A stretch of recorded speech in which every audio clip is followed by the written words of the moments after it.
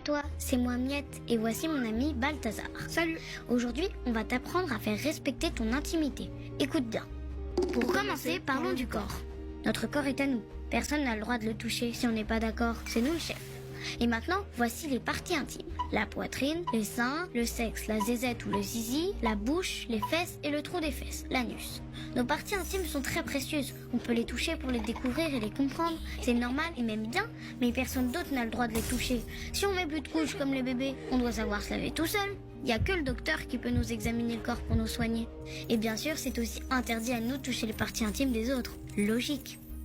Attention, quand un plus grand ou un adulte veut toucher nos parties intimes, les regarder ou les utiliser pour son plaisir, quand il veut qu'on regarde ou qu'on touche ses parties intimes, ça s'appelle une agression sexuelle. Et ça, c'est interdit et puni par la loi. Il n'a pas le droit de le faire. Quand c'est une personne de la famille qui le fait, ça s'appelle l'inceste. Moi, je connais ça parce qu'un adulte de ma famille voulait toujours me caresser les parties intimes.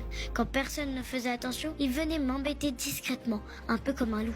C'était bizarre, je me sentais mal à l'aise. Il essayait de me faire croire que c'était pas grave et que c'était normal. La plupart du temps, c'est quelqu'un qu'on connaît bien qui fait ça, comme un ami ou une personne de la famille. Donc c'est facile pour lui de nous faire croire tout ce qu'il veut. Mais c'est faux, c'est pas du tout normal, c'est même interdit. Quand on sent quelque chose de bizarre ou qui nous gêne, on a souvent raison. Un secret poison. Quand ça m'est arrivé, l'adulte m'a demandé de ne rien dire. Et oui, comme c'est interdit, il voulait que personne le sache. Un agresseur fait toujours tout pour qu'on se taise, comme nous menacer de faire mal à quelqu'un ou dire que tout le monde serait triste à cause de nous. Il peut aussi promettre des cadeaux pour qu'on garde le secret. Mais c'est un secret poison, un secret très lourd qui rend malheureux.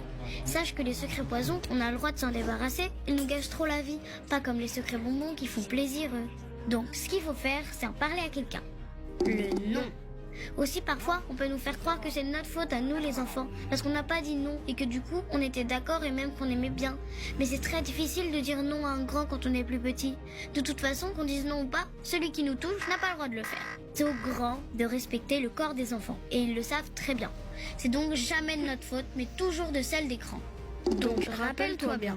Si un grand ou un adulte essaie de toucher tes parties intimes ou te faire toucher les siennes, essaie toujours de te caresser, te prendre sur ses genoux ou être trop proche de toi quand il n'y a personne, essaie de te regarder quand tu prends ta douche ou quand tu t'habilles, essaie de te prendre en photo quand tu es nu ou en culotte et que tu es mal à l'aise, te dit des choses ou te montre des images qui te gênent, même s'il est de ta famille et que tu l'aimes beaucoup, tu as le droit de dire non. Et surtout, parle-en à une grande personne en qui tu as confiance. Elle pourra t'aider.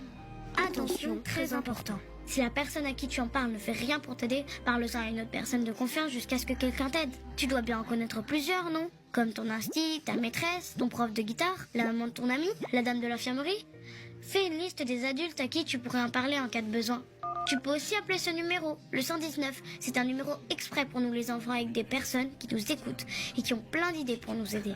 C'est ce que j'ai fait quand j'ai eu mon problème et aujourd'hui, je me sens beaucoup mieux. C'est aussi ce qu'il faut faire si ça arrive à une copine ou un copain à toi, en parler à quelqu'un.